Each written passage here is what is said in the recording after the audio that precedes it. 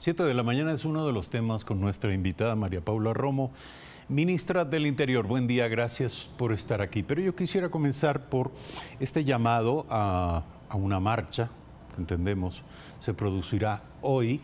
Se llama Paro Nacional, pero en rigor está convocado a las 4 de la tarde, entiéndase 5 de la tarde, muy probablemente por fuera, ya una vez cumplida la jornada laboral, de manera que parece no ponerse a prueba la capacidad de los convocantes para detener las actividades laborales. Sin embargo, está planteado para esta tarde e imaginamos que hay previsiones de parte del Ministerio del Interior. ¿Cuáles son estas? Buenos días. Buenos días, muchas gracias por la invitación. Algunos sectores han convocado a esto que le han denominado un paro nacional, que efectivamente no tiene esas características. Se habían anunciado algunas amenazas de cierre de vías, eso no ha sucedido. En los pocos puntos en donde habían esas alertas se ha mantenido el control. Pero eso es lo que tiene que ver con el orden público. También se mantendrá el control en esta tarde. Hay algunos plantones que se van a realizar en distintos lugares de la ciudad. Entiendo que en 3 lugares de la ciudad. Esa es la dimensión que tiene que ver con el orden. Pero aquí también hay que hablar de un tema que tiene que ver con lo político de esta convocatoria. Lo político de esta convocatoria es que son los sectores que precisamente afectaron la economía del país, los sectores que afectaron la estabilidad financiera del Estado, los sectores que afectaron el funcionamiento y la eficiencia de las empresas públicas, los que hoy ponen esos temas sobre la agenda y convocan un gran paro. Yo creo que hay esas dos dimensiones. En materia del orden público está controlada cualquier manifestación en ese sentido, pero en materia política esta es una movilización convocada por los sectores que hoy tienen que estar dándole al país explicaciones sobre el mal uso de los recursos, sobre lo que hicieron con las empresas públicas, sobre lo que hicieron con la economía nacional y que muchos de quienes van a encabezar la marcha, ya lo veremos esta tarde, están procesados por la justicia precisamente por estos temas. Hago esta distinción, hago estas dos clasificaciones porque se ha pretendido hablar de una afectación a los derechos de los trabajadores, se ha pretendido movilizar a la ciudadanía respecto de expectativas de futuro, pero en realidad en el país lo que estamos haciendo, lo que se está haciendo desde el gobierno es poner la casa en orden. Y en materia de empresas públicas, que es uno de los temas de la convocatoria que se ha realizado hoy, también las investigaciones y la búsqueda de eficiencia no son igual a privatización. Mantendremos una reunión en donde van a asistir, una reunión de trabajo en esta misma mañana, por un lado gerentes de empresas públicas del país, por otro lado dirigentes de los trabajadores, para que puedan escuchar de parte de los ministros que están encargados de llevar adelante estos procesos, de llevar adelante los procesos de optimización y de eficiencia de las empresas, cuál es un diagnóstico certero. El proceso se está llevando adelante desde la Secretaría Particular de la Presidencia, es precisamente el secretario Juan Sebastián Roldán que está a cargo en esta coordinación de los sectores. Se refiere usted a las empresas públicas. Con las empresas públicas. Pero es un hecho que tiene que operarse una disminución de personal. Bueno, hay varias medidas que hay que tomar en ese sentido. Las personas que están encargadas en este tema, como se lo he dicho, tienen que ver con la Secretaría de la Presidencia directamente. Por un lado, el secretario particular y vocero del presidente de la República, Juan Sebastián Roldán, y por otro lado, el secretario de la Administración, José Augusto Briones. Entonces, hay varias medidas que tomar, claro que sí, ellos están trabajando en esto, hay equipos del gobierno dedicados a esto, pero en lo que yo quiero enfocarme es que la salida es el diálogo, que cualquier solución es poder mirar los números, estamos hablando de realidades concretas y hay una dirigencia sindical y de los trabajadores seria en el país que está dispuesta a sentarse a dialogar y que incluso reconoce una buena parte de los problemas. ¿Cuáles son las organizaciones implicadas en este llamado de hoy? Bueno, ¿y cuáles no? Hemos hecho una convocatoria amplia a las organizaciones sindicales.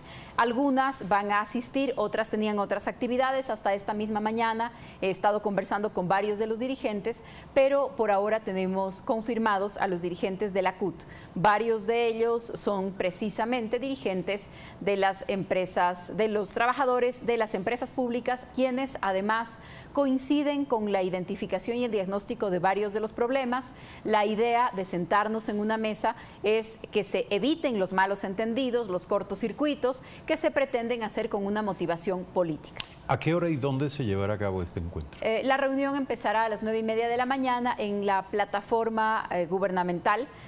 Porque además un tema importante para la jornada de hoy es que el Ecuador recibe la visita oficial del presidente, el jefe de Estado de Alemania. Entonces, en el centro habrán algunas restricciones de circulación. Hemos convocado varias de estas reuniones en la plataforma gubernamental. ¿Esperan ustedes que se produzca algún brote de violencia, desbordes? ¿Es previsible que algunos de los participantes en esta marcha quiera, para efectos de volver más fotogénica la demostración, generar algún tipo de tensión con la policía? Los sectores políticos de la tarde de hoy están claramente identificados, son sectores que están empeñados en crear un clima de inestabilidad, de caos. Esperamos que no actúen con tanta irresponsabilidad como para provocar algún acto de violencia, pero estará controlada la situación desde el punto de vista de la Policía Nacional. ¿Cómo abordar de manera integral, pasando a otro tema que forma parte, lo sabemos, es parte de las preocupaciones del sector oficial, pero es un debate público abierto que involucra a muchos actores y que tiene que ver con esto de los brotes de violencia social en distintas manifestaciones? Usted ha dicho que esto tiene que ser percibido y enfrentado de manera integral. ¿Qué significa? Sí, para el gobierno, para todo el gobierno, el tema de la violencia social es una prioridad. Lo hemos puesto de manifiesto no solo en nuestras declaraciones, sino en las acciones que se están tomando. Uno de estos temas fue anunciado por el presidente Moreno ya hace varias semanas, que tiene que ver con un énfasis en la educación. Educación para la convivencia, educación para la paz, educación para los derechos, educación para el respeto a los otros, educación con un enfoque de respeto a la vida y la dignidad de las mujeres. ¿Pero estamos hablando de la educación formal? Estamos hablando de la educación a lo largo de toda la vida y en todos los espacios de la vida, como lo dice la Constitución, pero por supuesto la educación formal juega un papel importante. Los servicios de protección social, los medios de comunicación. El problema de la violencia social es un problema integral, para el gobierno es algo fundamental. El Ministerio de Inclusión Social tiene una serie de programas que trabajan con las comunidades, con padres y madres de familia. Ahí también el tema de la violencia es fundamental porque se trata de violencia en el seno de la familia, hay violencia en los centros educativos, es decir, hay muchos enfoques posibles. Para el gobierno esta es una prioridad, lo ha anunciado el presidente de la República en materia educativa ya desde hace varias semanas, pero en todas sus alocuciones, porque construir esta sociedad de convivencia democrática es precisamente confrontar un modelo de convivencia violenta, de descalificación al otro y de violencia contra el otro, que lamentablemente se refleja desde lo más pequeño, desde los discursos, desde las relaciones, hasta la violencia que puede terminar con la vida de personas, con la vida de niños, con la vida de mujeres. Es claro que es un problema multidimensional y por lo tanto debe ser enfrentado en todas sus dimensiones. Esto incluye evidentemente la educación para los niños, pero los adultos también necesitan una suerte de educación o reeducación, y los actores políticos son de alguna manera también formadores de una cultura, violenta o no. El alcalde de Eloy Alfaro, en la provincia de Esmeraldas, el señor José Francisco Castro, amenazó de muerte a un juez, quien falló en contra de lo que el edil considera es un atentado contra los intereses de su cantón. Lo hizo de manera pública. Escuchemos.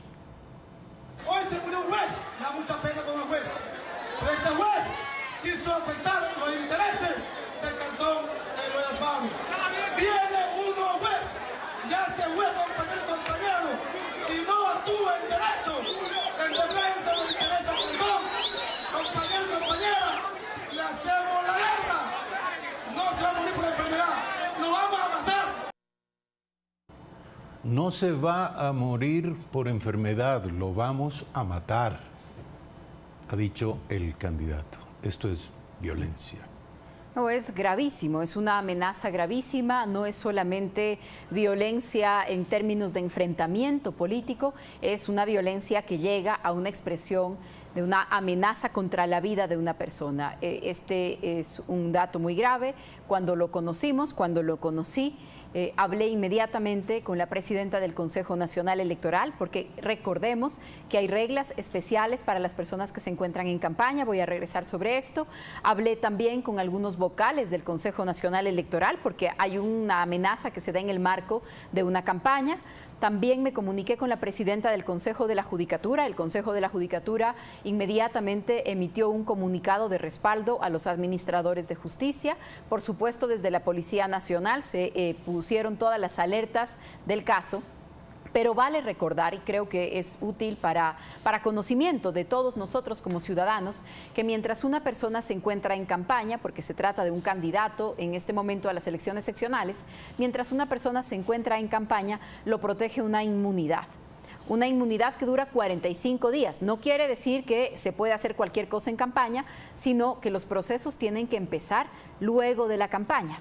Esta norma, que está vigente en el país ya desde hace varios códigos electorales, lo que pretende es que una persona que se encuentre en un proceso electoral no se vea inmerso en una serie de denuncias, acusaciones o inclusive una privación de libertad mientras dura la campaña como una herramienta política. ¿Qué ocurre si se da el caso de que bajo esa protección legal se cometen crímenes?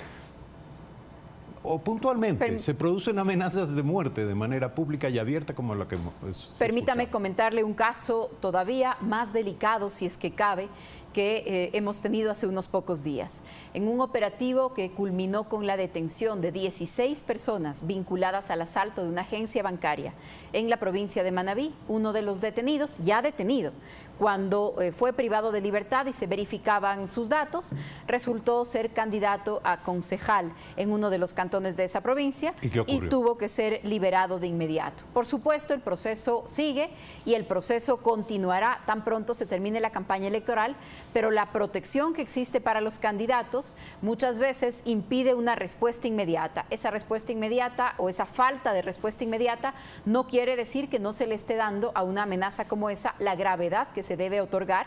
Creo que todas las instancias han reaccionado, hemos reaccionado, pero es importante que la ciudadanía conozca que hay esta época de campaña en donde un candidato tenemos que esperar que se culmine este periodo para que se puedan llevar adelante las acciones legales que corresponden. En el caso de este candidato asaltante, ¿qué ocurre? Mientras pasan los días bajo la protección de la ley. Bueno, exactamente eso. Lo que ocurre es que no puede ser privado de libertad, pero que es parte de la investigación penal, que es parte del proceso. ¿Y hay vigilancia en torno a él? Hay vigilancia, si es que los jueces nos ordenan vigilancia, por supuesto, ponemos atención. Porque lo que puede ocurrir es que esa persona, sabiendo que se le agota el tiempo de protección legal, pues vuele. Haremos todo lo posible para la vigilancia, pero quiero recordar que se necesita que un juez solicite medidas cautelares para poder lograrlo. Entonces, es un conflicto que no debería ser aprovechado para delitos comunes, es una protección que tiene otro sentido, pero aprovecho para comunicarlo porque muchas veces la ciudadanía que desconoce probablemente estos detalles legales, claro, se pregunta frente a una amenaza de esta gravedad, ¿qué está pasando al día siguiente?